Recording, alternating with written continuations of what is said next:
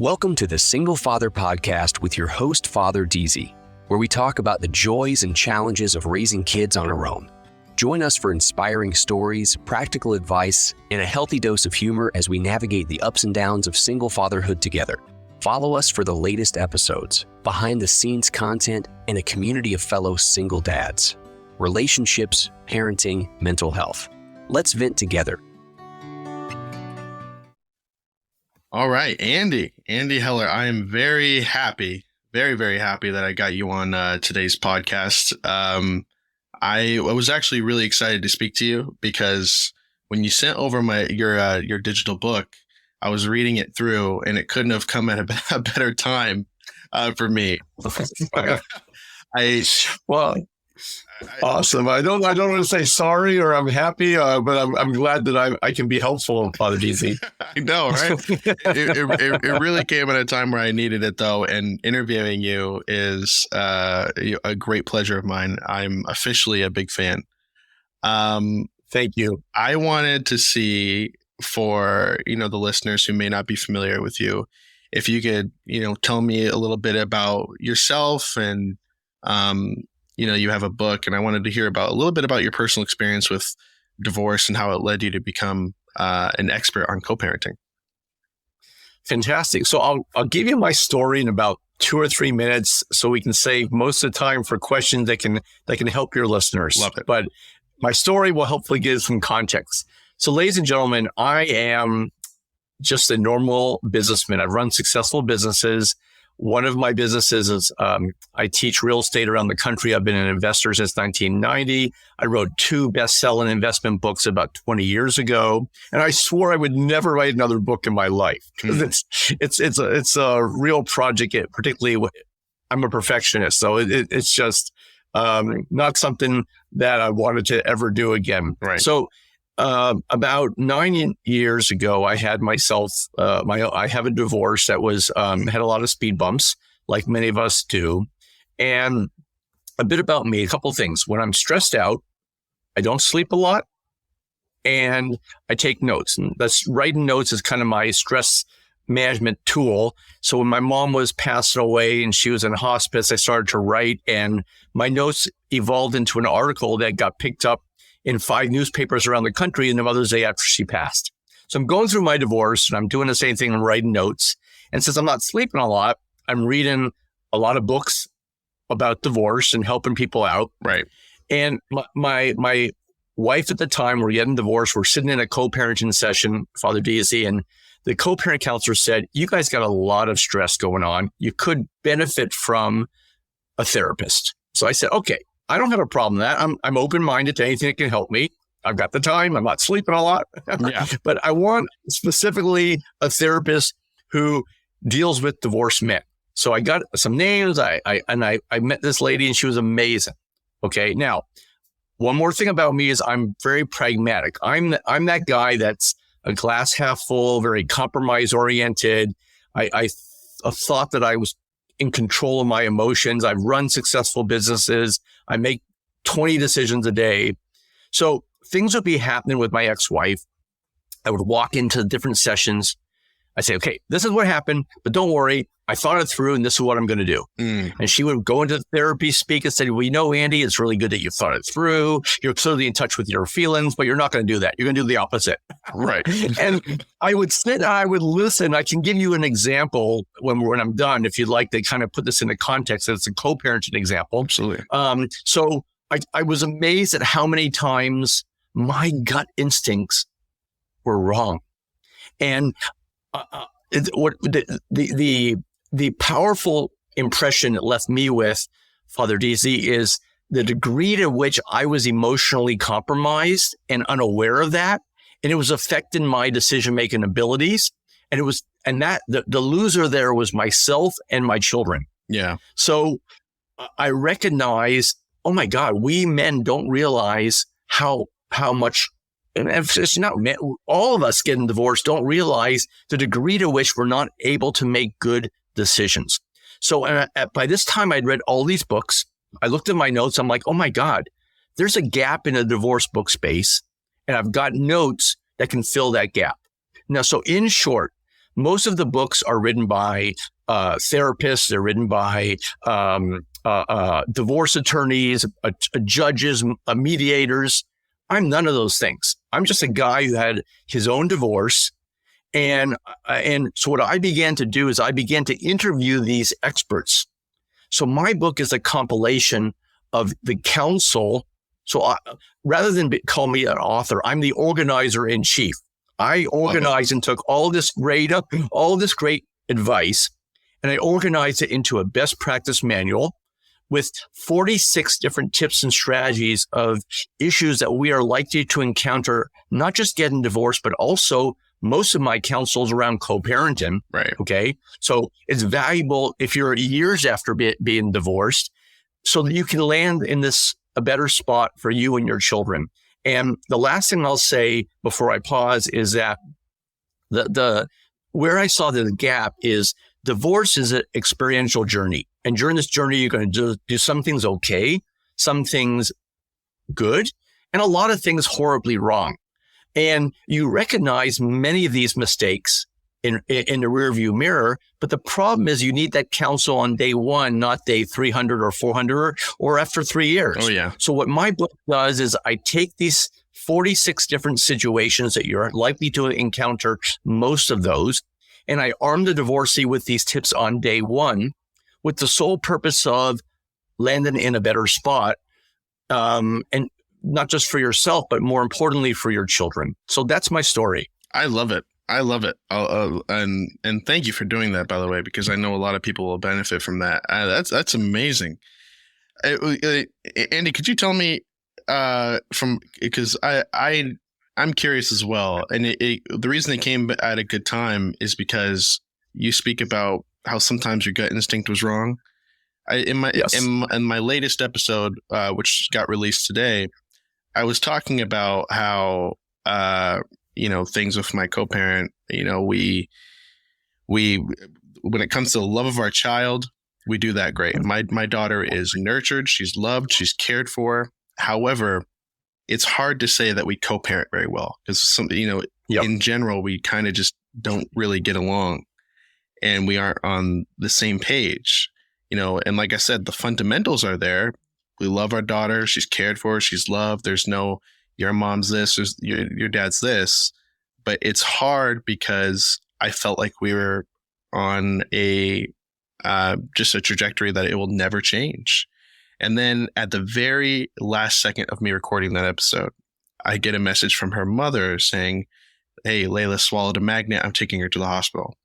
And so I went to the hospital. I saw her mother there, and it was the first time I've seen her in probably like a year because I only see her partner. And we actually spoke to each other cordially, and we kind of sat there and said, I actually would really like to get along at the end of it. And our daughter was fine and everything. And I left that feeling, wow, I was really wrong saying things would never change. I thought it was just like a hopeless situation.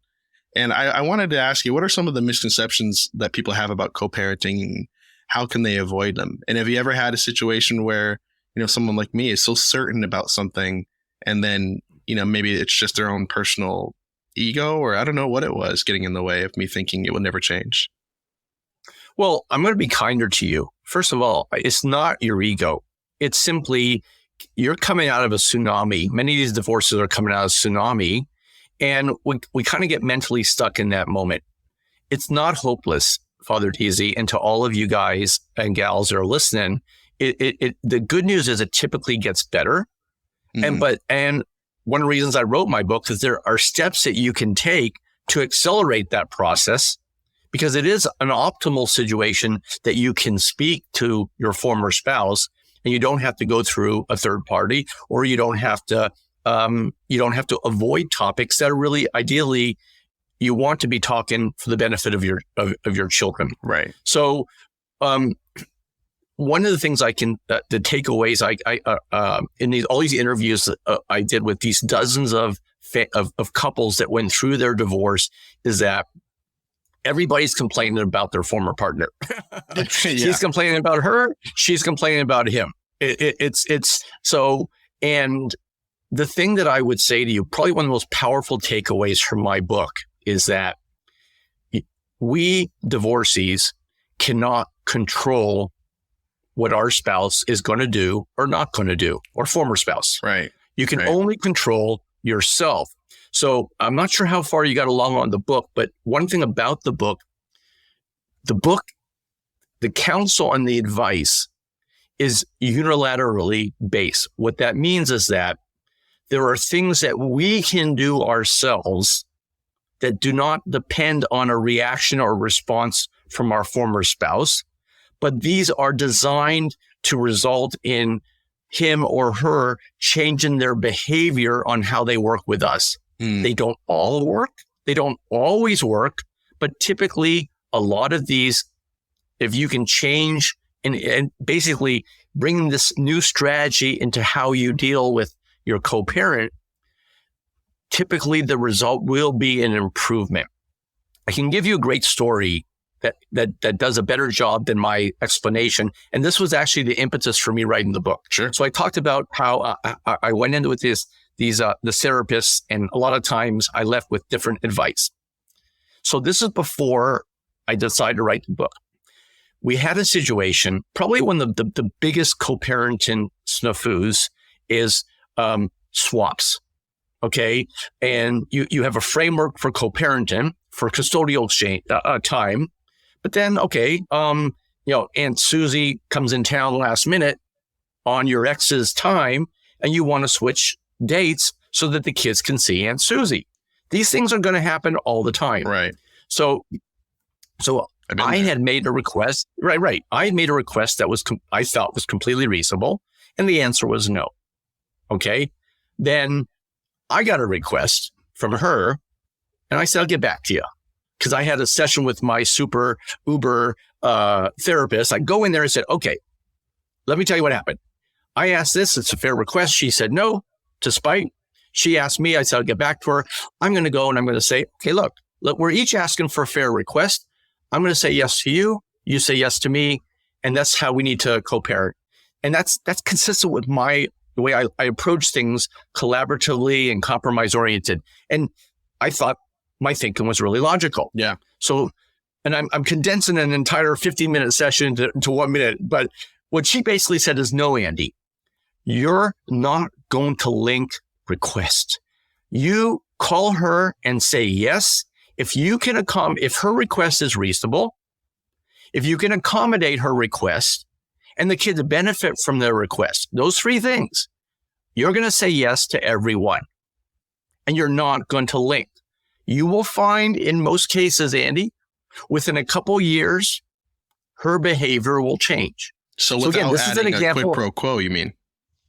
No quid pro quo. No quid pro quo was basically right. That was the short and sweet of this. So I went and I said, okay, you can have that request that you asked me. I didn't even bring up mine. Okay. Mm-hmm. And I continue to say yes to her request without getting reciprocal actions for about 6 months. And my therapist was wrong. It didn't take 2 years. It took only 6 months. Wow. And all of a sudden, I started to get reciprocal yeses. Okay. And so this was a great example. And this instance was when when I looked at my notes, I'm like, oh my God, I got an outline here for a great book. And I recognized the degree to which my instincts were not right. Okay. And so this is a great story because you'll notice, everybody, the only thing that I did was make a unilateral change that I could control. And I in no way linked it. And those three checklists, those three things. Can I accommodate the request? Is the request reasonable? And will my children benefit from the request? As those three boxes are checked, I said yes with no quid pro quo. Quid pro quo. Quid something. And it was amazing the speed at which we recalibrated custodial exchanges. And this is a really powerful point, everybody. The takeaway there is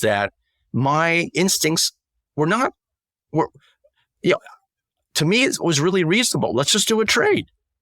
But that was not the right approach. And I didn't realize it at the time, Father Deasy. That's so deep, and that is powerful, because I think everyone's been there. You know, you ask for something and you're not getting it back, and you want to say, well, hell no, you didn't do this for me. Or if you do that, but what you did is say, you know what, I'll just say yes every time. And eventually I'm certain that she will do the same. That's so deep. I love that.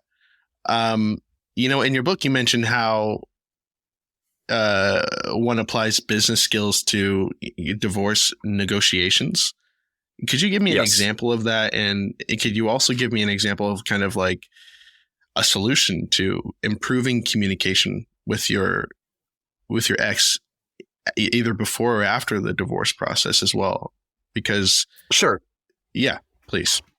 Yeah. So this is an angle of my book that is really unique in that I bring business negotiations and business conflict management skills into managing a divorce and co-parenting arrangement. And just to be clear, everybody, I took this and I had some therapists, respected therapists, look this over, and they said, this is brilliant. And in some cases, there are therapeutic similarities to what we do, but we've never seen it organized like this as a businessman does. So on the negotiation side, there is a suggestion in that chapter where you have your attorney prepare 2 offers to your former spouse for settlement. So maybe one gives a bit more money, one asks for a bit more time. That's just 2 examples. Yeah. And instead of giving one, because basically, and this involves a sales methodology. If you go to a client with one proposal, the customer will think, well, I'm going to compare your proposal to your competitors. But if you go in with 2 proposals, both with your company, the customer will say, well, explain to me the difference between these 2. And they mentally shift from comparing you to competition to comparing 2 options from the same company. So you take the same approach in divorce. And even if the answer is, I'm going to take this option right away, the way your former spouse, your spouse at the time, and his or her attorney answers, and which of the proposals they gravitate to will help you accelerate your negotiations, and you'll know where to focus to get a deal done in weeks instead of months. So this one tip can potentially save the divorcee 5 figures or 6 figures in attorney fees by helping to shorten the negotiation process, by being able to focus and seeing where your former spouse is gravitating to. Wow. So, yeah. That's so brilliant. Thank you. Now the other thing about me, I'm a Dale Carnegie disciple. So I've taken courses and I've taught people. Correct. And there are principles taught on how business people manage high conflict situation. And I brought these into the divorce. And I'll give you a great example. So many of the divorcees I interviewed would say, you don't understand, Andy. I say up, she says down. I say left, he says right. Yes. And just because I own the suggestion, they're always going to be contrary. Yes. And that's not abnormal, everybody. So again, let's talk about a unilateral action you can take to change that. So it's not about getting your former spouse to change the way he or she communicates with you. You're going to change how you communicate with him or her. So one of the great principles is, so let's give you I'm going to explain this with a simple story. So little Johnny is going to ballet, which can help with his coordination in sports, but he hates it. He's complaining about it. Now I play basketball. I can coach basketball. Johnny loves basketball. I want him to switch to basketball. Now, the problem is if I go to my ex and I say, hey, let's dump ballet and go play some basketball, the answer is going to be a flat no.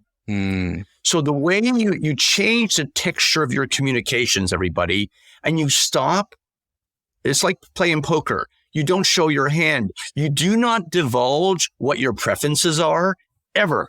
And you allow your ex to own the solution. You speak and you communicate in forms of questions. So as an example with our working example here.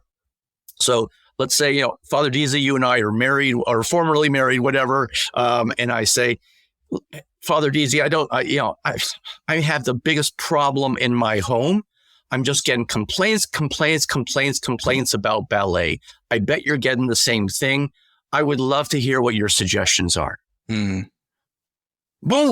And okay, now, sometimes there'll be an answer.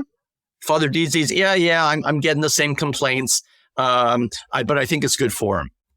So you respond again in the form of a question.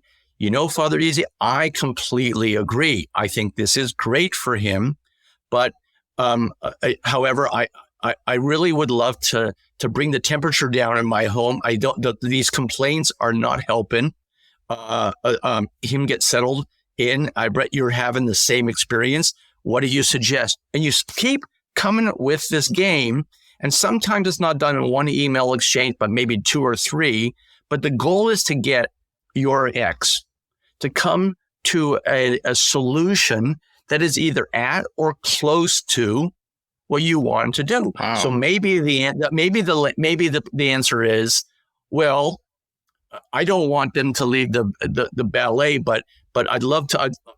I would love for a way to reduce the complaints in my home. I love that, Father Deezy. Maybe we can get Johnny to see the ballet as a trade-off for something he wants to do. I don't know. What do you think? What do you think? What do you think? What do you think? Right. So maybe the end compromise is he keeps ballet, but he gets to have basketball also.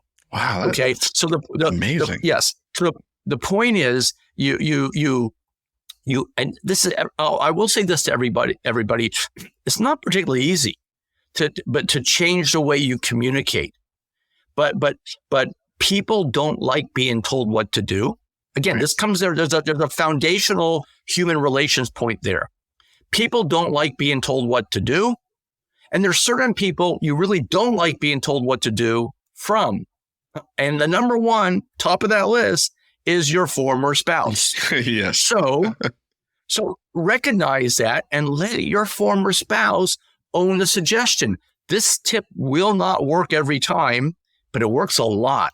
And another little example is change communications and eliminate the word but and you. These are 2 words that in business typically prompt a negative association. But it's suggesting that what you wanted to do is not the right one, right decision. The word you, it sounds like you're talking to you're being spoken to. So again, eliminating those 2 words from your text and your emails also help to bring down the temperature. That is amazing. And it was such a deep way to think too. And it's particularly interesting because you bring up things, that you acknowledge things that make me feel like I'm in church. I'm like, yes, preach it. But it's so interesting to think about. One of the off-topic questions I wanted to ask you is, do you particularly see there is that maybe some parents need a change in like the way they communicate? And what I mean by that is kind of like where they communicate. And what I mean deeper in that is I noticed that when I would text my child's mother after we separated, for some reason, there was always some high tension and things like that. And then we decided, okay, let's talk on this parenting app. So we use a parenting app called Talking Parents. And for some reason, there's still a little, this and that, but it's more, it's better, I don't know the type of thing I'm trying to say, but I think you understand it's better navigated where there's not so much room for us to say anything outlandish, if that makes sense. Yeah. So let me actually speak. You may not have got to that point. I talk about parenting apps like that in the book, and they're really great. So in a high conflict situation, everybody, they're these like they're like a private communication portal, and some of these portals even filter out the type of words that are mean and nasty, and limit the type of texture of the communication. Right. There are really good solutions in high conflict divorces, but what I would also say is, ideally, you want that to be a stepping stone to be able to pick up the phone and speak and to email regularly, because it's not optimal, but it is ideal in a high conflict situation. Right. So, but again, so I applaud you for your use of this portal. A lot of people are not aware of them. The good news, everybody, they're super cheap. You can even manage expenses, kids' expenses and stuff within these portals. True, yeah. And then they're really, really good. I have personal familiarity with a similar one, and we used it for about a year until we're able to start talking. And so great solution. In a perfect world, it's a stepping stone. And real quick, one last nugget on that. What I'm curious, what was that stepping stone for you to get off that and say, I think we're mature enough to, pick up the phone with each other, and where there's not so much contention and things like that? Well, what I would say to that, and I think that's a brilliant question. It's rarely a discussion where there's a common discussion with your former spouse that let's move away from this. What you will find is the level of toxic energy and anger and angst just begins to abate over the years, hopefully accelerated because of the steps you're taking in my book and other steps. Absolutely. All right. And you're going to find that you're not using the portal as much anymore because you're able to pick up the phone. And so there will be, in most cases, I find that there's just a natural gravitation away from it. The portal is great, but you got to be sitting down by a computer or on your phone. You got to take time. It manages things. It's a lot easier to pick up the phone or send a text. Hey, and the portal is not a solution for logistical situations that arise. Johnny's like, okay, I got to go to a hospital because my daughter swallowed a magnet. Well, you can't post that in the portal. You need to pick up the phone and say, hey, I'm on my way. Exactly. Boom. Okay. Yeah.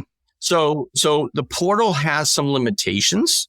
So what I typically find is the simple, the gradual improvement that you're experiencing in your ability to communicate and co-parent will naturally create an environment where you don't need the portal any longer. So for me and my former spouse, it was like, hey, we're paying this. I mean, I'm okay as long as we're not nasty to one another. Are you okay to cancel this? And she said, sure. Okay. But we already had answered that question by the time we had that conversation. Wow. Yeah. That makes complete sense. Absolutely. Do you feel like,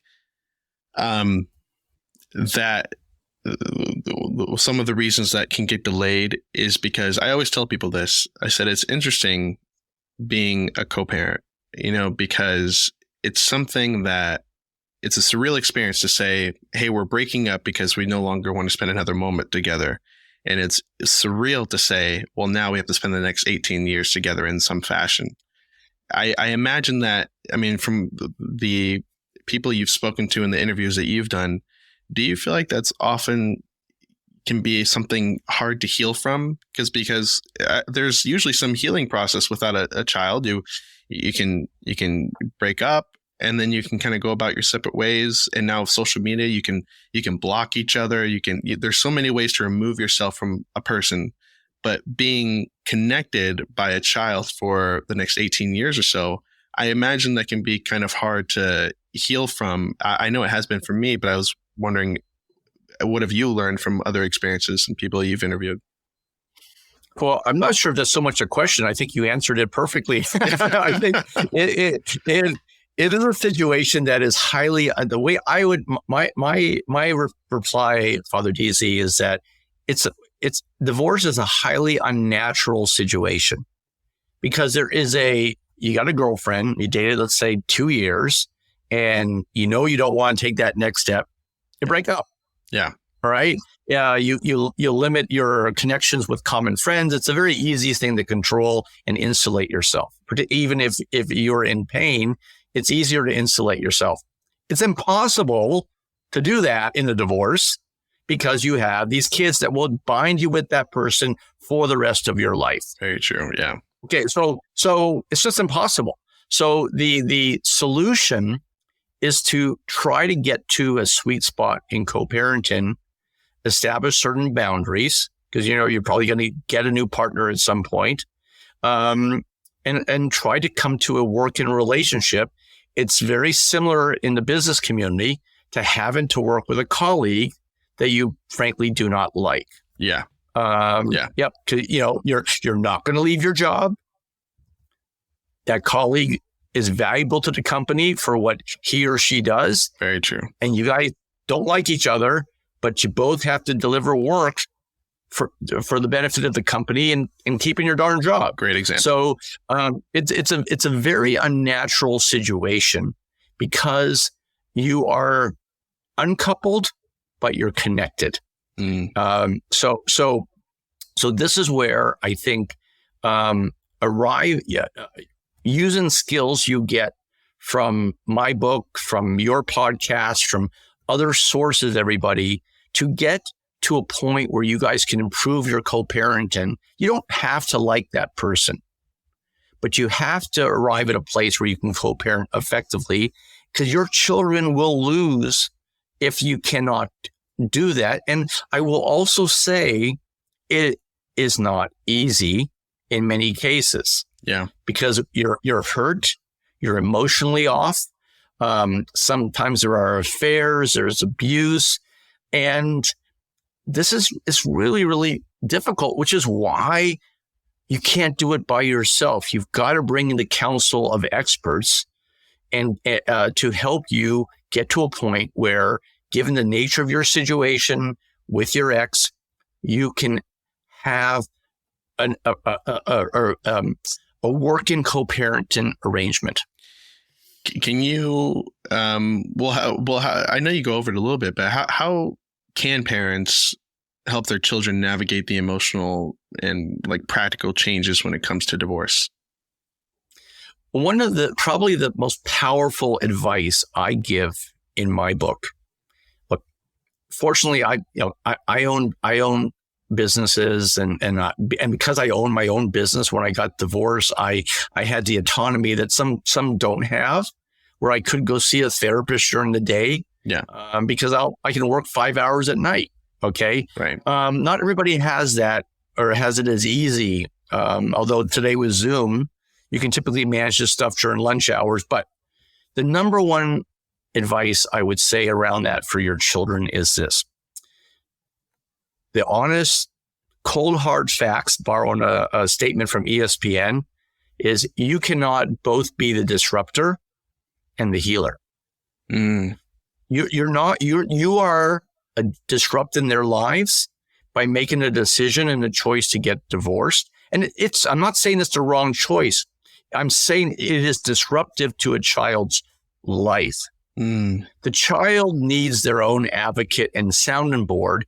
And that is not and cannot be you. Because you got your own crap to be dealing with, all right? You got your own emotions. So getting your kids in with a child therapist is absolutely one of the best gifts you can give your children. And now the types of therapists you can give to children, I talk about this in the book, is different. Younger kids are not going to sit on a couch. There's a subset of family therapy called play therapists, where through games that the therapist will play with the children, she can get a sense of what's going on in their lives and what help that they need to get through that. Older children, they can sit on a couch. They're not going to sit and need to play checkers or Monopoly to let them know how they're feeling. And you also, and I have to raise this, guys. It's not a good topic and not a good subject, but teenagers typically keep a lot of stuff inside. Yeah. And we see what's happening with teen suicide and teen drug use. Yeah. And you owe it to your teen, you owe it to all your children to give them somebody who can be looking out, focus only on them. They don't care about your drama. And if they see a warning sign, they can hopefully get that information to you, and you guys can get the child help before they go down a rabbit hole that they won't come back from. So if the budget is limited, I would say you get your own counsel from podcasts, maybe my book and some others, but spend the money on your children and give them a therapist and insist on it. Say, you want your allowance? Fine. You got to meet with this person 3 times a month. That's it. All right. And for those that say they can't afford it, I'm going to push back and say you can't afford not to. Because if your child gets into problems, some problems they can't reverse from. Right. And B, these problems, and I talk about this in the book, these problems get progressively more expensive the older your child gets. And you'll spend a lot more on solving these problems than the cost of the therapy. Wow. That was, that really hit home for me, especially. And it's something I just thought about too. And I think I spoke about on my earlier podcast is I was thinking about getting my daughter into therapy, but I couldn't imagine my 4-year-old paying attention to what anyone was saying in front of her on a couch. But you're right. There are some different therapy options that I could look into, especially the play therapy one that you mentioned. I mean, that really hits home for me because one thing I am worried about is, and I guess I'll form this into a question for you. Things I talk to my family about are, I'm worried that, because as I mentioned, I don't really see my child's mother. The exchanges that I do are between, I go to her house and I see her partner and vice versa. And I'm worried that my child will not benefit in some way from seeing her parents together. And I know that she knows her parents support her, but I wanted to ask you, when you see co-parenting situations and divorcees, do you feel like it is potentially essential for their child to see them together in some fashion, not together romantically, but, just, hey, we're at an event, we're here together? Or do you feel like that's not necessary and you just keep supporting her from different him or her from different households? Well, so let me give you my take and first the therapy, but first starting with the therapy community's take. The therapy community's take on your question is absolutely 100%. Your children benefit from seeing mom and dad together, not together, but sitting together at the ballet recital, at the soccer game. All right. You don't want your kid having to point out to his friend, oh, my dad's over there, my mom's over there. All right. And look, now the practicality of it, when you have new partners that enter, those things become a little bit more difficult. Because one thing to be close to your former spouse, but now you're sitting beside the partner that spouse has selected. It's not easy, guys. Right. So, but I'm a big believer that, again, there's a compromise place. All right. Let them see you together sometimes, particularly like graduations and school events. They don't have to see you sitting beside each other all the time. And you sit down with your new partner and you say, look, this, you are the one that I'm committed to, but the therapy community, the advice on what's best for my children is absolutely universal. They want to see mom and dad sitting beside each other at school and sport and events. So we need to find an agreement where we can do it on some form of a regularity. And there's not so many of these events that you can't stomach it. So absolutely, positively, I would say if that can be worked on, your child would benefit for sure. All right. Yeah, I was always wondering about that because I'm like, well, it gets some, because you're right. Sometimes it is hard, especially with her new partner. And if I get a partner, it's hard to kind of navigate those things and actually be in the same room. But going to your book, though, can you share any like absolute must-haves before finalizing your divorce and what that would entitle, whether it's, including things for yourself or for your children, or that works out for the both of you? What if there's a messy divorce? Like what is like a must-have? Well, I'm going to give you two. The first is have a co-parenting plan, and a co-parenting plan that has been written by and approved by a co-parenting coordinator. Mm-hmm. All right. Now, typically you have co-parenting elements sprinkled into a divorce document. I think that is the wrong way to do that. You want to have a specific co-parenting plan to deal with swaps on birthdays, Mother's Day, Father's Day, making sure you've got your child, the holidays like Thanksgiving and Christmas, Hanukkah, Kwanzaa, the 3-day weekends, the summer vacations. Absolutely. Okay. What happens when your child wants to date?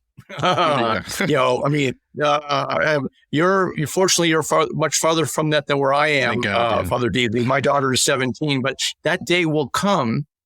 Religion. What happens if one spouse is one religion, one spouse is another, one spouse is atheist, one spouse is an observant. So those are the things that belong in a parenting plan, and a structure, put in a structure for custodial swaps. What the one of the wisest things our co-parenting coordinator came to us and said was, the MSA is a blueprint. Don't look at it like the Bible or a document that can't be changed, because life will intervene and there will be changes you will need. She left us with that understanding. Don't say, hey, this is the way it has to be because it's written in the MSA. No, it's okay to vary from that. So the first point is to have a specific parenting plan written with the help of a co-parenting coordinator who will help you think about things that you may be overlooking when your emotions are heightened. Second is something that a lot of people don't do. And this has been something that I've shared in other podcasts, and I've got like holy smoke moments because nobody's thought about this. Typically in most divorces, there is reach agreement or go to court. And there's nothing in the middle. And you simply have to blow it off if you cannot reach agreement and there cannot be an accommodation. And that can be really, really frustrating. There is actually a midpoint that many people don't think about. It's called a special master. The problem with a co-parenting coordinator is his or her rulings are not obligatory. Okay, so if you have an obstructive former spouse, he or she can say, okay, I don't care what the co-parenting counselor says. My answer is no. And then you're stuck. And that's really frustrating, or the issue doesn't warrant going to court. And I'm going to bring in a Dale Carnegie human relations principle at the end of this. So there's something called a special master, where the divorcees write out an order of with items that the special master can rule on. They give this to the special master, and the special master's ruling or decision is binding. And so in other words, you can solve issues for a couple $100 instead of $20,000 when they arrive, because you've inserted a special master and you both agreed to this in advance, and you've given that special master an order of things he or she can rule on. Now, you might say, well, my ex is not going to agree to that because he or she is this, that, this, or that. Mm-hmm. Dale Carnegie human relations principle. The people rarely see themselves as being obstructive or manipulative. They see you being that way. Wow. And the more manipulative and obstructive a person, the more he or she reflects that upon you, not upon themselves. So you'll be surprised how accommodating he or she might be, because they're going to look at this as like, oh, this is a great way for me to control you. And you're looking at it like, you don't need it for me. I'm the one that's reasonable. I need it for you. So you can be surprised. Yeah. You can be surprised. And the other thing about this is the beauty about special masters is that, and again, everything I'm saying to you guys is giving you in greater detail in the book. But the beauty about this is it's a pay as you use situation. So once you have it in place, you may find for a couple of years, you need to utilize the special master 3 times a year. In the next 3 years, you have to use it once over the entire 3 years, or not at all.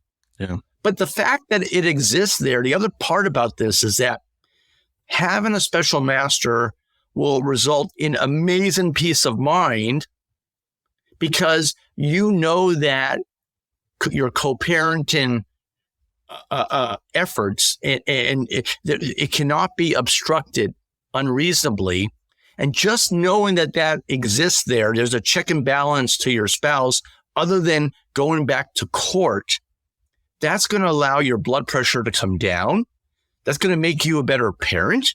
That's going to better enable you to find yourself a new partner, all because you know you have this document that's going to keep you out of court, and it's going to keep your former spouse on good behavior. You know, you mentioned not to read things as the Bible, but I very well am considering replacing the Bible with your book, because you inspire me, because you talk about things, about questions that I have all the time. You know what I mean? When it comes to religion, dating, I mean, all of those things I have questions on, and you're absolutely right. But towards the end there, you also mentioned something that I think could save my life. And it's that there is kind of a lot of blood pressure sometimes when we don't agree, especially if we have kind of like a little spat, you know, because like I said, that co-parenting app helps from things going too crazy, but every once in a while there is like a little spat. And when that happens, I don't know what it is. Maybe it's like PTSD from going to court the first time, but it's like, now I have to spend money. Now I'm going to court. And I've thought that for the last 4 years and it's never happened, but it's always in the back of my mind. So, you know, creating those structures in place that you mentioned, I think is a really great example on how to lower your blood pressure and get a different, outcome or solution there. I mean, yeah, you know what I mean? It's those are really hard things to kind of shy away from. But, you know, speaking of emotions getting high, what are 3 tips for taking the high road that you would recommend when emotions are running high, you know, during a divorce and sometimes potentially after? Yeah, well, before I answer your question, I'm going to explain one of the misconceptions about my book. The title is Take the High Road, Divorce with Compassion for Yourself and Your Family. So somebody might look at the title and say, oh, this is about like giving away the farm, and I'm just not willing to do that. Actually, it's the opposite, Father DZ, and to all your listeners. There is a relationship, and this comes from divorce attorneys, between conflict points and both costs and high stress. The fewer conflict points you have, the less money you're spending on attorney fees, and the lower your stress. So is actually taking the high road will save you money and bring your stress down if you're only fighting about 2 or 3 things a year instead of 30 or 40. Right. Okay. Now, to answer your question about things you actually. I got off the question. Repeat the question for me. Well, no worries. You were spitting the gospel. What are some tips that you'd recommend for taking the high road when emotions are running high, you know, either during or after divorce? Yeah. Right. One of them is a business tool I talk about in one of my chapters, using the time card. This involves when things arise, put them into 2 buckets. Logistical, you have to answer him or her now, or you can wait a week or so. By pushing them down the road, with children, a lot of issues solve themselves, so you don't even have to talk about it. And B, you make better decisions if you give yourself time. So it's a business tool called the time card. So that's one thing. Number two, and this might sound kind of hokey, guys, but there's going to be times when your former spouse really steps out of line and he or she deserves to be told off, but you can't do it. Yeah. But you've got that emotion built up. So you write 2 emails, the one that she or he deserves to receive, then the one that you're going to say. You're going to say. I talk about this in a chapter on how to make your communications vanilla, but that is a great emotional release by actually allowing yourself to scream because it's deserved, but don't send it, and you will feel better for that. The last tip is kind of simple, and that is, when things arise, forget that it's your former spouse, and try to put the anger aside, and you got to ask yourself, how would I want to be treated in this situation? Right. And that has to drop, and that answer that question needs to drive your response to your former spouse. And that also will help to bring down the temperature.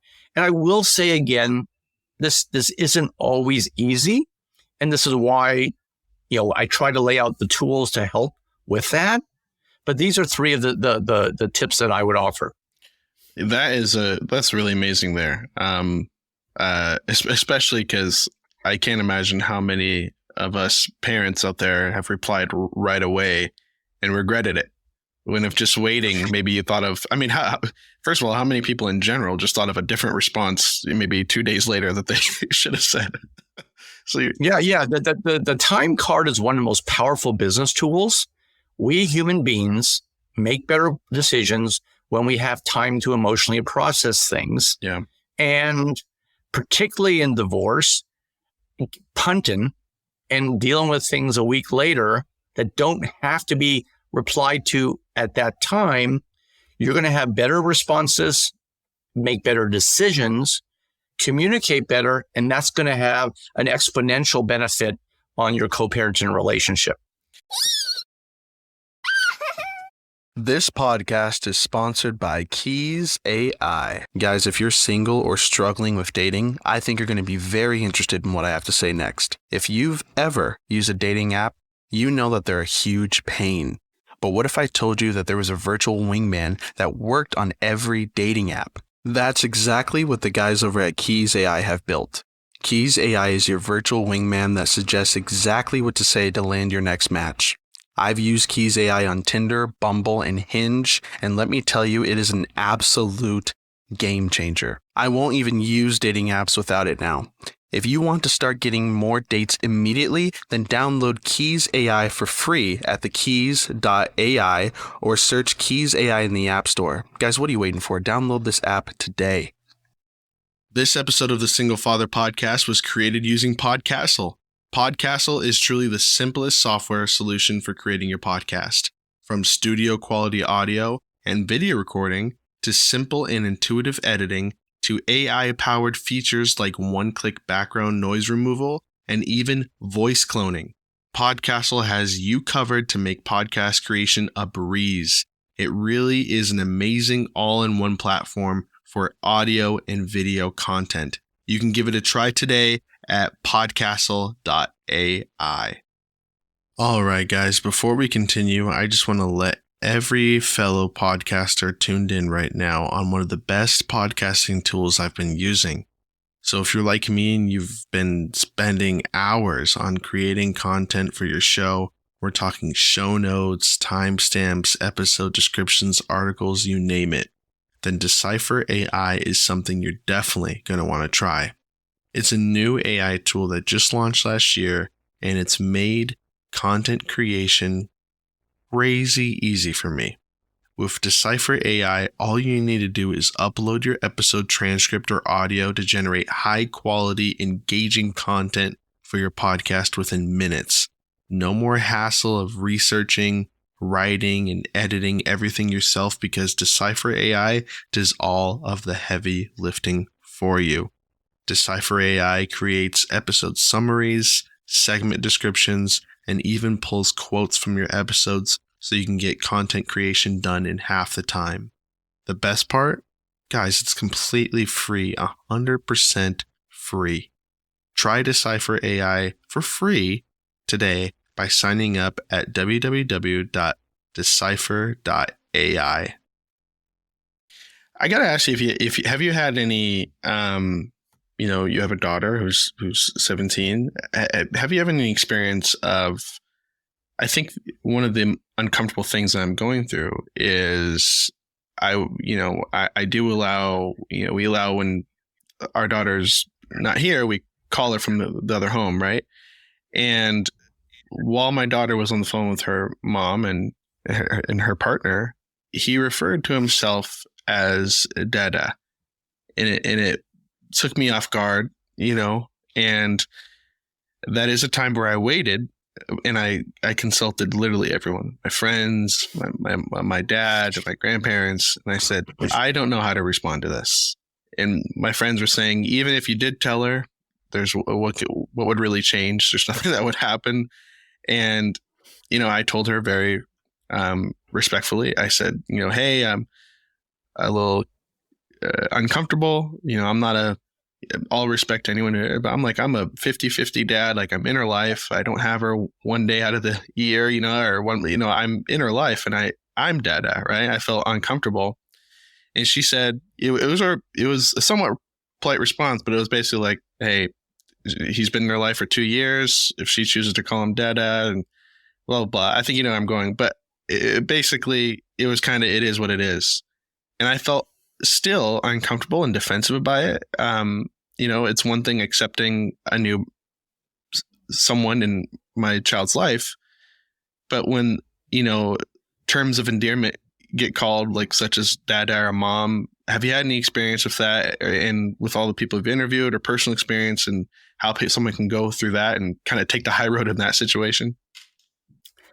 Yeah, well, I'm going to give a great example. When my former wife and I'm coaching my son at soccer, and I don't know much. I didn't really follow her dating histories so much, but I know one of the first early boyfriends was a British guy, and he gives my son a soccer ball. I'm like, what the hell are you doing giving my son a soccer ball? Who are you? I know you're just trying to win points with my former wife, but I'm pretty sure this was a therapy session at the time. Yeah. It really wasn't an easy thing to see, because that's my space. I'm the soccer dad, right? Not him. Right. I teach him. I coach the team. I kick the ball with him, not him. But I can't control it. Terms of endearment are different. So my advice on your situation is, this is a great topic for a co-parenting session, to ask if we can involve a co-parenting counselor. This would involve face-to-face, and this may result in improving things, because it has to be addressed with a co-parent counselor. Yeah. I think there's two parts to it. The first part, you really can't control what happens in her house. That's her life. But the second point is that I do think there should only be one Dada. She can find, there's 1,000 different terms of endearment she can use for the stepfather. And a cute one, I've remarried I have a lovely stepdaughter, and she's actually an adult but doesn't drive. Mm-hmm. And she calls me I'm Duber, Daddy Uber, because I'm driving her all the place. So I love it. There are, so that's my lovely terms of endearment. And so I actually think, you can't control what happens in her home. And as long as your daughter is safe in that environment, that has to be paramount. Right. That being said, I agree. And it's hurtful to hear that. And you are an involved father. All right. And you are her dad. So there are so many other beautiful and loving titles that this gentleman can have that don't walk on your space.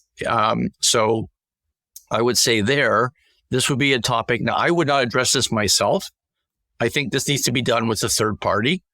and the right person is a co-parent counselor, it's definitely worthy of addressing. Thank you. Yeah. I will. and keeping on track with the high road, though, what is your best advice for staying on track and not veering off the high road path? Especially when it comes to spouses and, not trying to, you mentioned I shouldn't bring it up myself, bring it up with a counselor. What are your advice for not veering off track and, having those talks? Well, I'm going to give two pieces of advice. One is keep doing what you're doing, everybody. Listen to Father DZ, maybe, get my book and get these resources that you can. Not maybe, get his book. Yeah. Thank you. That can help you. That's number one. Number two, when it comes to taking the high road, I would highly recommend and I talk about this in the book, when you announce you're getting divorced, everybody and your brother is going to give you advice. And the fact of the matter is, they're not qualified. All right. So limit your advice givers. I call them in my book, trusted confidants. I said there should be two people, only two. One, if you can, a therapist, okay, who's designed to help you through that process. Right. And two is that find one person who's gone through a divorce, maybe ideally a challenging divorce, and landed in a place where he or she has a divorce clearly in the rearview mirror, and you see the life that person's living, and it's a good life, and they're co-parenting effectively with their ex. That person is probably a lot more qualified to be your sounding board than all these other people that are, because they're not going to be honest and they don't have context. True. They don't have the training. All right. And frankly, they're on your side. You don't want that. And that's why the therapist is the number one person, because the therapist, well, you might be paying his or her bill. The therapist is looking at the situation objectively, and the therapist has seen the situation dozens of times before, and the therapist has training on what's the right decision, not just for yourself and your former spouse, but for your children. So my short summary after my long-winded answer is limit your counsel to one or two people who are qualified to be your sounding boards. And that's going to help get rid of the white noise and give you clarity on what the right decisions are for you to make as these issues arise, and they will arise. I love that. Absolutely. And when trying to navigate, different counseling and arrangements within divorce and co-parenting, I wanted to ask you a question about, kids transitioning into both homes. How do parents navigate that as well? For instance, my daughter is someone who, for the most part, her whole life has always been 1 week on, 1 week off at different, but I remember a brief instance when I was younger and my parents got divorced when I was like 16 or whatever, 15. I actually didn't like going back and forth. I felt it was kind of annoying. And how should parents navigate that when maybe their kids are being frustrated with transitioning between household to household? Yeah. Okay, I'm going to try to do this in 1 or 2 minutes because this is actually, I think, 2 chapters. Today, there is a lot of different ways this can look. What I will say, there is no right or wrong way. There is the way that works best for you and your former spouse, and more importantly, for your children. There can also be dynamics. You take if one or both spouse travels on business. If, let's say, your day job is a restaurant, so you're not available a lot of evenings, you might need to be a very modified custodial structure that gives you more afternoon time. Okay, but I'm a big believer in having longer lengths of time so that there is less swapping. We've used what's called a 5-5-2, 5 days followed by 5 days, followed by 2 days, followed by 5 days, followed by 5 days, followed by 2 days. Some do week on, week off. There's a school of thought in the therapy community that the younger the children are, they need to see their parents more frequently. So they need to have more exchanges. They don't want to go a week without seeing the kids. The flip side of that is that's difficult. Okay. So I don't believe there's a right or wrong answer.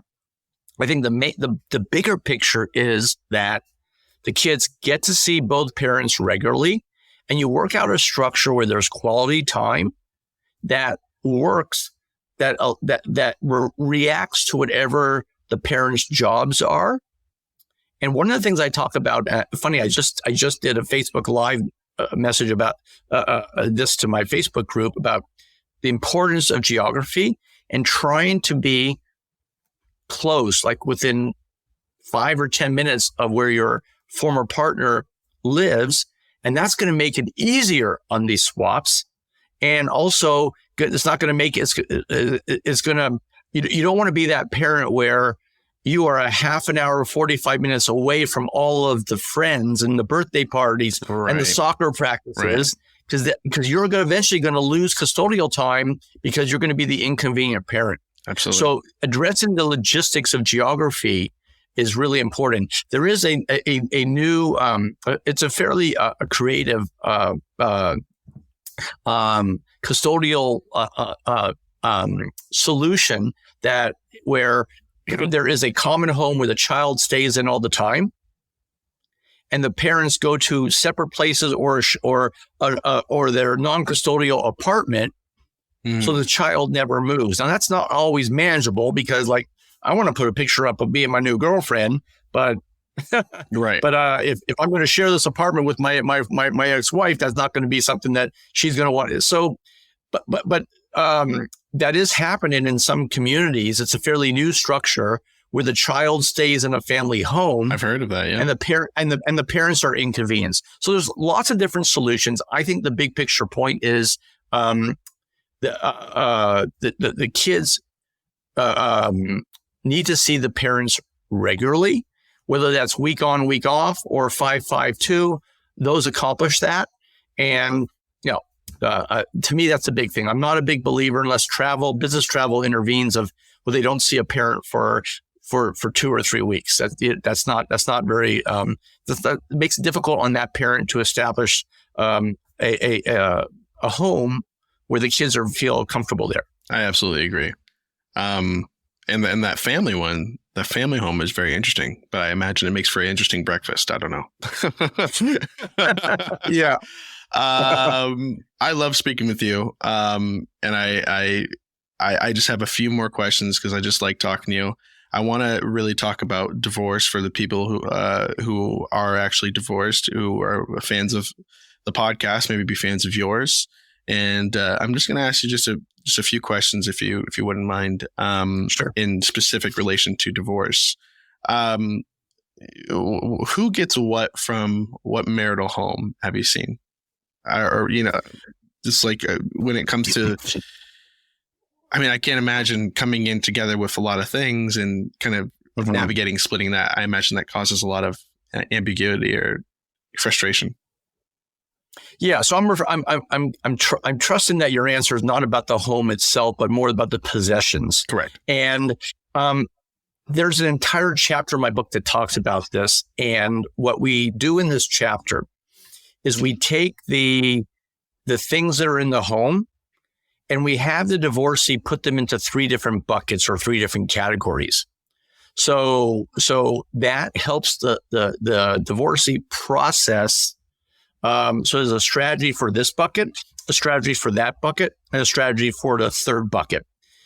The challenge of taking the household and splitting into 2 is that whatever is in that home, you are emotionally vested to in some degree. And you're going to find so many stories, guys, where the couple end up spending $10,000 in attorney bills fighting over something they didn't like in the first place. Mm-hmm. All right. So this chapter is designed to avoid that by organizing in your mind, and you should put it on a piece of paper, everything you see in that house into 3 different buckets, and there's a strategy for dealing with each. The goal is to conclude quickly, to minimize the attorney expenses debating these things in that home, and to arrive at a structure that's fair for you and fair for your former partner and fast. How common is the litigated like divorce structure, and what are like the typical drawbacks of it? Well, most divorces are litigated in that they involve an attorney, but only about 5% plus or minus a couple points actually land in front of a court. Okay. So in the pre-divorce chapter, I talk about the different structures you can have for your divorce. I'm really fond of what's called a kitchen table divorce, where you have representation, but you try to agree to as many things as you can. And then you go, you put it on the agreement page. Then you have a disagreement page that has 3 or 4 things. All right. Then you take these to an attorney and say, we agree on all these things. We don't agree on these things on this page, and we need your help to arrive at a solution on this.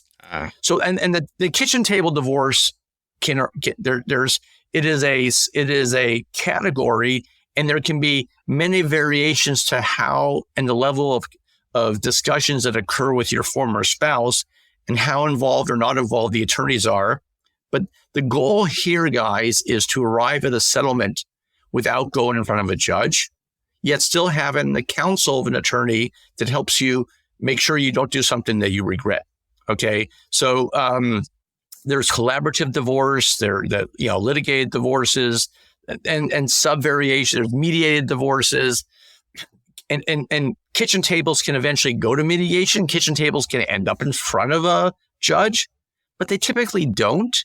And they really help you to conserve expenses. Absolutely. Absolutely. I feel like taking your time in decision making when it comes to divorce is really important too. Yeah. Making sure. It's I'll come back to what I said when you first introduced me. Particularly in these early months, you're not going to be aware the degree that you are emotionally compromised. Yeah. It's affecting your co-parenting decisions. It could be affecting you at work. It could be affecting how you deal with your children when they're with you. And it's also affecting how you finalize your divorce. So it's really, really, really important to bring the right counsel into your life to help you overcome the fact that you're not operating at peak efficiency. And the challenge there, everybody, is that we're not aware of it. Like I, myself, coming back to me, I'm a pretty reasonable guy. I'm the guy in my group of friends, where people come to for reasonable counsel. Yeah. So it didn't even occur to me that I'm not able to make good decisions, but I was off. And so we all can be, we're all human, and recognizing that and bringing the right people into your life, taking time, like you say there, Father DZ, this can help you make better decisions when it's not easy to make good decisions. Are divorces often something where, I'm not talking like often, are they often times where it's a mutual discussion, or can you explain the process of initiating a divorce petition and how to serve it to your spouse? Sure. Divorces are typically today, I think most divorces are not a surprise and they're discussed. Okay. But there is a point where the divorce papers have to be served. Okay. There are some times when one of the two spouses, I'm done, and I'm going to send a surprise. I don't really recommend that. Because that's going to start off the texture of your separation, if that's what you are certain you want to do. It's likely to become a lot more expensive that way. All right. So it's much better that this is not a surprise. And it's discussed, but you got to go and serve papers. And that means somebody will come to where the spouse lives or works and delivers the divorce papers and hand it to that person. That they can say, I gave it to that person, so he or she cannot claim that they didn't get it. That's the whole purpose of being served. It's really unfortunately, I think it's an overcomplication, but it's just a fact of how things are done today. I'm a big believer in sit down and just say, look, it's not working for me. We've tried therapy or we haven't tried. I'm just at a point where I'm absolutely want to end our relationship. How can we do this in a manner that puts our kids first and doesn't completely blow up our ability to communicate and co-parent? I imagine that's extremely important. Yeah. Is it also important, like the discovery stage of divorce, like the process of that and what impact it will have on your like financial outcomes? Is you know what I mean? Yeah, and this is something.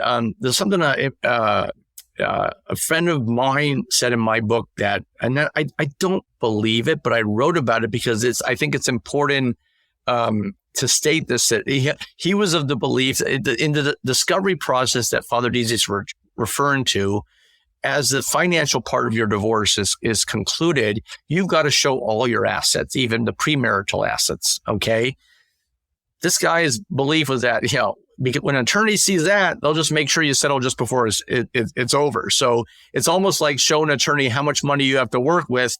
So, what the potential gain is there. Yeah. I think that if you have a good attorney, and there's so many good divorce attorneys, they don't all operate that way. But the problem is that if you can't control the attorney that's selected by your former spouse. Yeah. So they might have a bad attorney who's like, I'm going to milk this thing.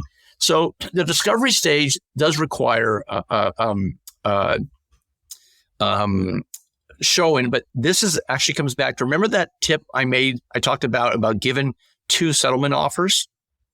Yeah. Right? Yeah. And then it's not where you're picking between one or another company. You're picking between the same company, 2 different offers. Yeah. And in that chapter, I also talk about if you're the one who has more of the income, then in the settlement offer to put a bonus for quick settlement. And you can frame it as such as that, let's say you're divorcing Susie. Susie, look, we got 2 choices here. It's really simple. We can fight and give this bucket of money to your attorney and to my attorney, and they'll take that money. All right. And we can end up hating each other. Or here's my thought. I'm going to give you X thousand of dollars as a bonus outside of our whatever support we agree to and the other parts, so long as we're done in 2 weeks and our cumulative attorney bills are less than X number, 20 or 10 or $15,000, whatever that number is. I'm going to give that money to you that you can use to restart your life. I'd rather give it to you than the children. Now, this might sound, I don't want to do it or anything. No, you're not doing that. So I'm just going to play with numbers. Instead of giving 2 attorneys $300,000, give the money to the mother or the father of your children so they can use it for your kids. And that's really a better use of that money. So yeah. So the financial disclosures is something, it's really good that you brought that up. It's something that is required for, as far as I know, in all 50 states and 13 provinces, it's required.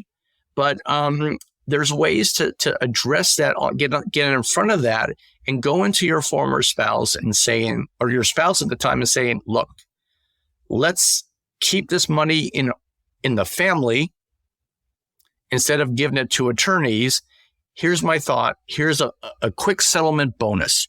And you tie it to it being done in 2 weeks or 4 weeks and having cumulative legal bills that are less than this number in order to activate that bonus. Once you pass that, bonus is off.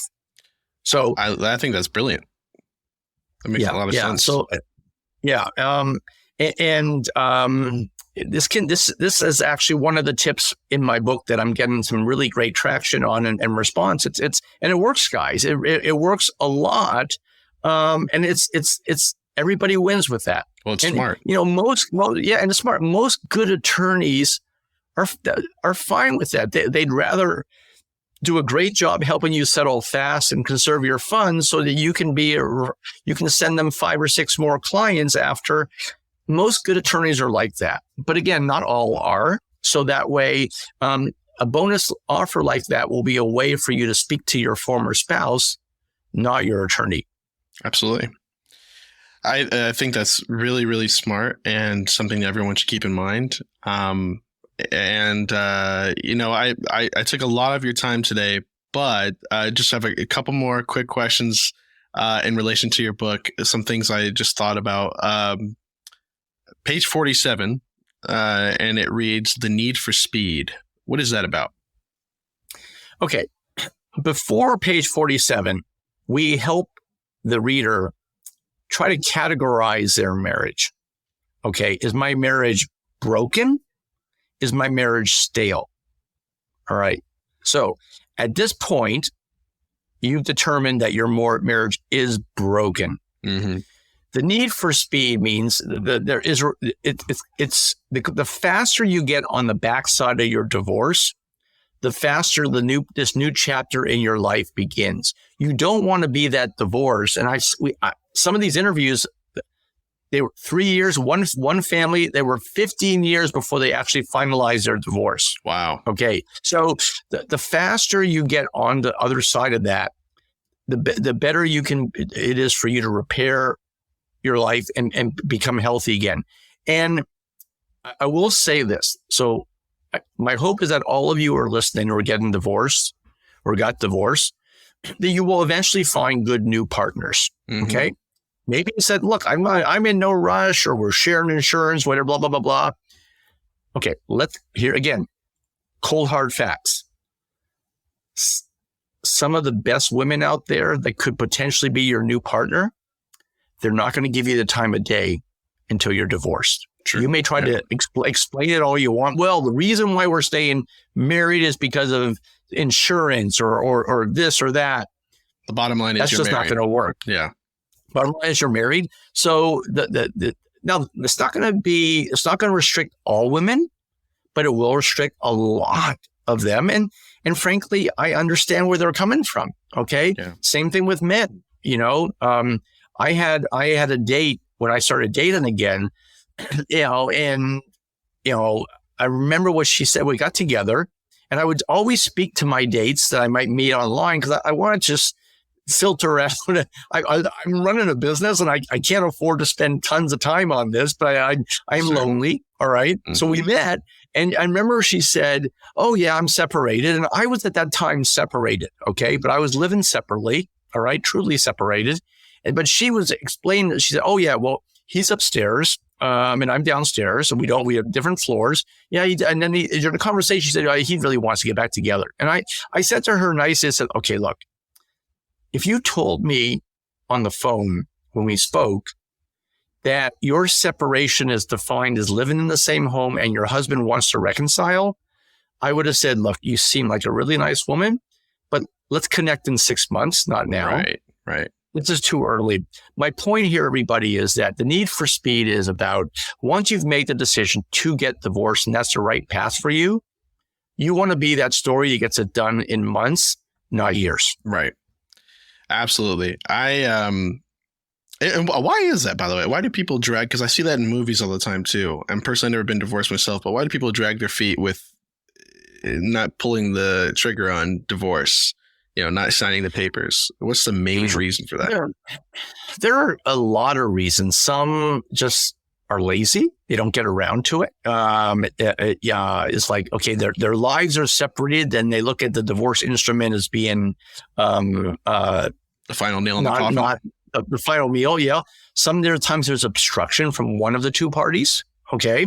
That is delaying it intentionally. Well, look, I'd rather alimony start in 6 years. So right now, because he's paying for everything right now anyhow. So sometimes there's obstruction there.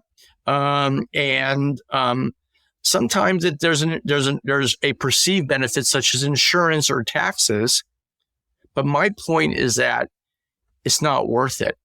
The number one most important thing after your children is your mental health. And the faster you can go mentally put this chapter in the rearview mirror, other than co-parenting, the better the rest of the next stage of your life is going to be. That's what the need for speed is, that once you've made that decision that is the right path for you, get there as fast as possible so you can begin the healing you need to, that parts of the healing process do not really commence until the divorce is finalized. And that's the other reason for wanting to get it done as fast as possible. I love that. What is the chapter that you have called Changing Roles? Could you expand on that a little bit to listeners? Yeah. This is one of the most, one of the funnest chapters to write. The book is not about my divorce, but there were some experiences that I encountered. I said, this could be a good chapter. I would go speak to attorneys and mediators and therapists and get their take. And then that's how I do interviews. And that's how the chapter formed. Yeah. This chapter formed from my personal experience. My ex-wife, she was a spectacular homemaker. All right. Just wonderful. I mean, she could pull crap out of the refrigerator and make a gourmet meal, and I was a workaholic guy. All right. Mm-hmm. So I was determined not to be a mac and cheese dad. When we split up, my kids were gluten-free, nut-free, and lactose intolerant. They're not even poor, but can you imagine learning how to cook with those 3 restrictions? I hear you. I rolled up my sleeves, everybody. I got out some cookbooks and I started to experiment. I was determined not to be mac and cheese dad. Another great example is that let's say your wife, she's great with numbers and she does all the family budget. All right. So all of you are going to find that as one household splits in 2, there's certain things that your former partner did superbly, and that you maybe didn't do at all or had a very small competency in. And you need to acquire those skills on some level to be able to run a household on your own. A great example that affects a lot of households where one spouse works and one spouse doesn't. All right, you have a stay-at-home dad or a stay-at-home mom. Is the spouse that works tends to be left involved in arranging play dates and school activities. They don't know the doctors as well. Yeah. Well, guess what? You need to take an inventory assessment of everything your spouse does that you don't have a competency in and start working on.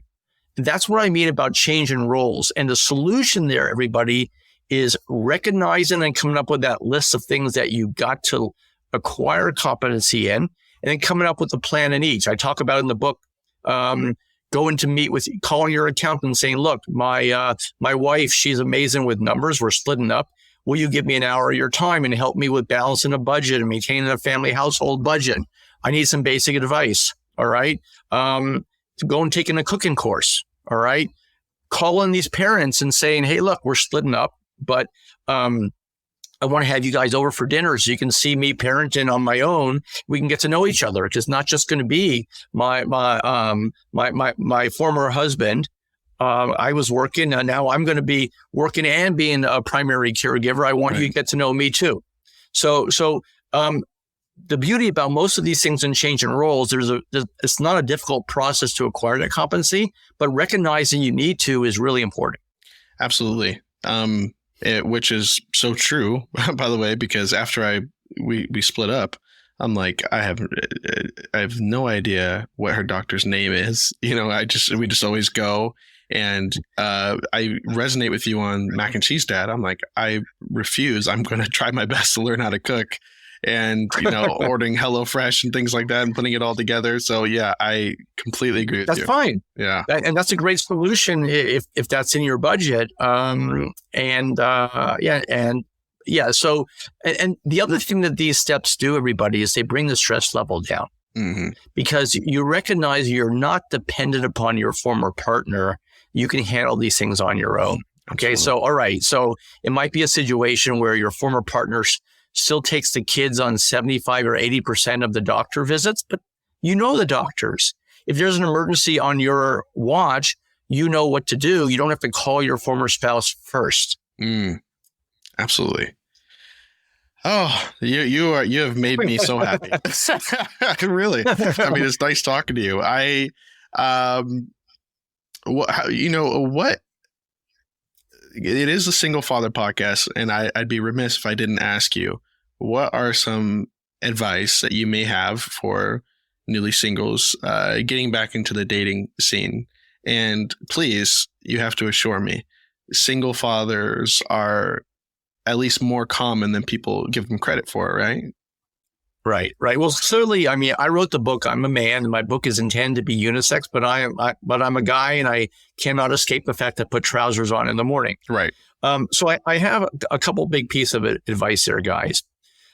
Again, these are a couple chapters in the book. One was, don't rush. Don't rush. I call it one of the first version of the chapter. The publisher made me change the title, but I don't mind saying it. I called it bromance and womance before romance. I like it. Well, I mean, I loved it. But so work on your network of friends, because you may be lonely and romantically, you miss the romance and even the intimacy in your life. That's really natural. But you may not recognize, at least with the intimacy, the romance part, you're not ready for it.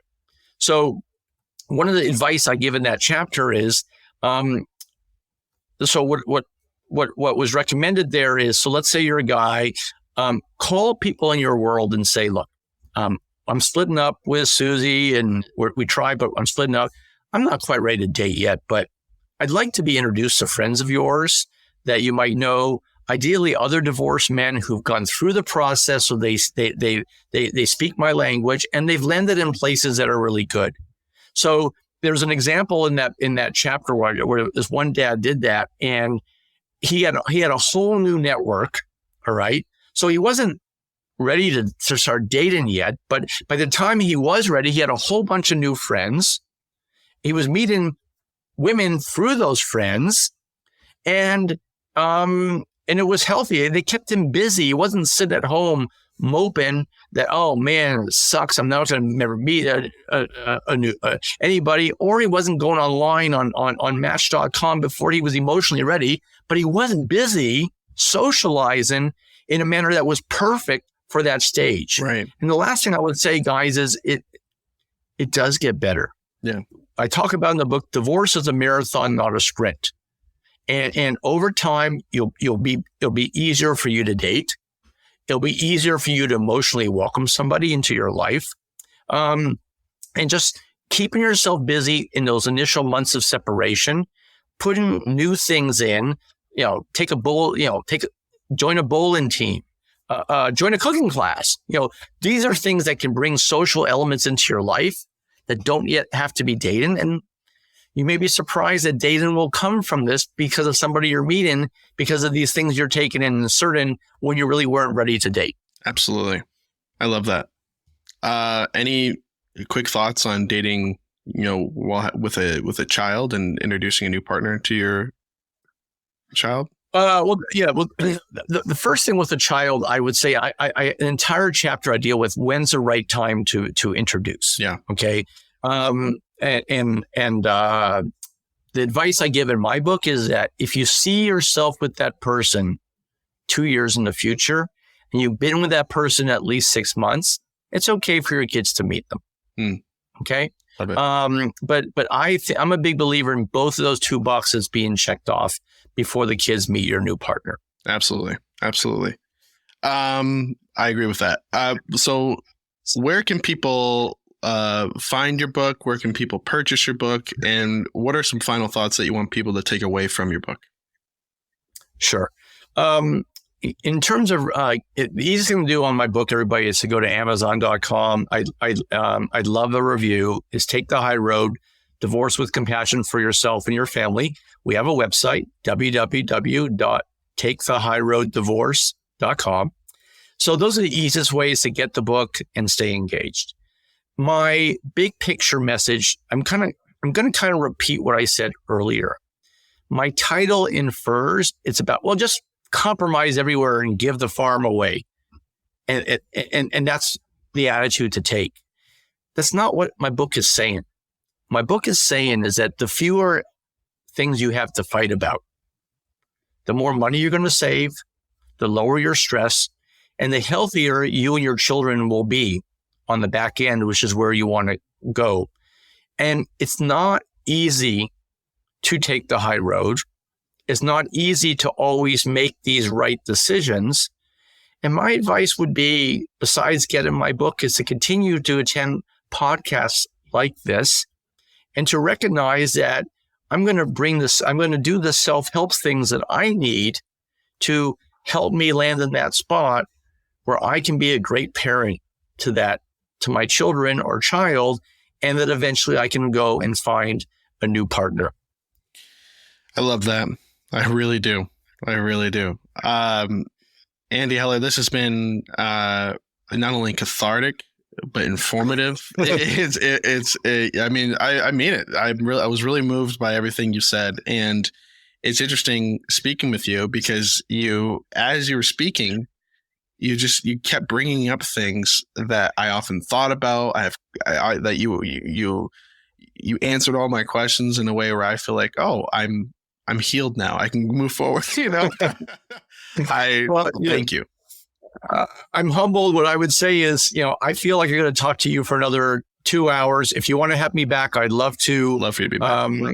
You clearly, as a man, I probably align very well with your audience. There's few things that you men are not going through that I didn't go through.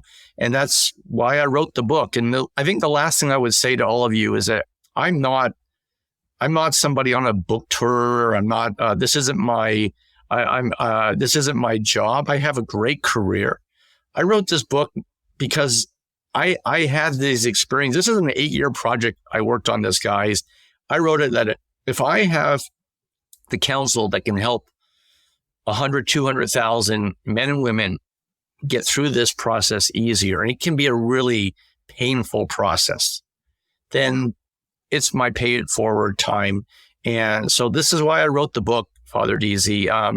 And I applaud all of you for seeking out podcasts like this and mechanisms and tools to help you, because I think to me, that's the first step, recognizing I need to have another voice beside my own to help make sure I'm making the right decision. So I applaud you all.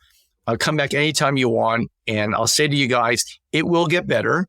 But again, taking certain steps can accelerate the process, which is why I'm here. Oh, man, you make me feel good. I think everyone's having that sigh of relief that that we listened to something that really helped them. So thank you so much, Andy. My pleasure. My pleasure. I'll include a link in the description of this episode with your book so everyone can share in this experience with me. I hope you and I can talk again soon. I thoroughly enjoyed today. Anytime, happy back. Thank you, Andy. I'll talk to you very soon. And hey, thank you for being a guest on the Single Father podcast. Happy New Year, everybody. Bye-bye, Andy. Bye. All right, guys. That was an amazing experience. I loved it. Andy is just, what can I say about Andy? He's amazing. Speaking with him seriously and genuinely, he brought up everything that I wanted to know, hear, and get explained within his book and just about life in general. He really did help me.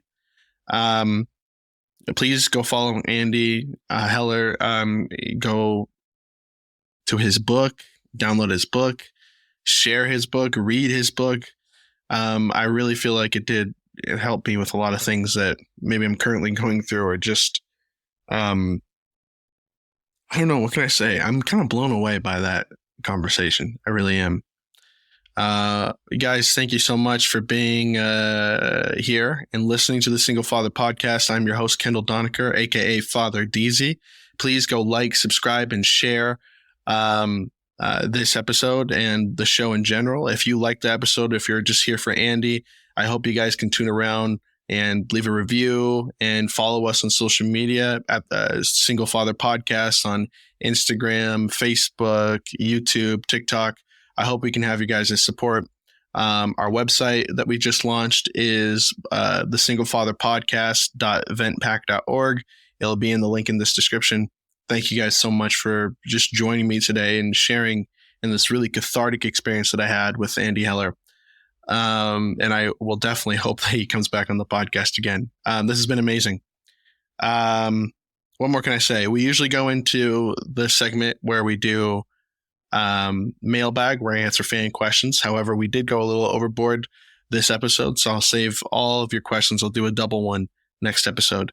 Remember, we have a Patreon. If you want to become a patron of the podcast and support the podcast in any way, shape, or form, go to patreon.com/the Single Father Podcast, and you can join in some of our tiers that we have. We have 3 different tiers. Some of them require having, voting power on different topics that we discuss. Some of them are just get Patreon shout outs.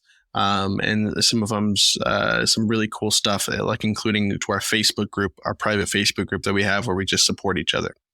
All right, guys, that's it. Thank you so much. Let me know what you thought of the episode. And until next time, I'm Father DZ. Thank you for letting me vent with you. Bye-bye. The Single Father Podcast with Kendall Donaker is a weekly show that explores the joys, challenges, and triumphs of being a single dad. Join us as we share stories, offer advice, and provide support to other single fathers. Follow us to stay up to date on new episodes and to connect with other single dads in our community. Don't forget to like, subscribe, share, and leave a review.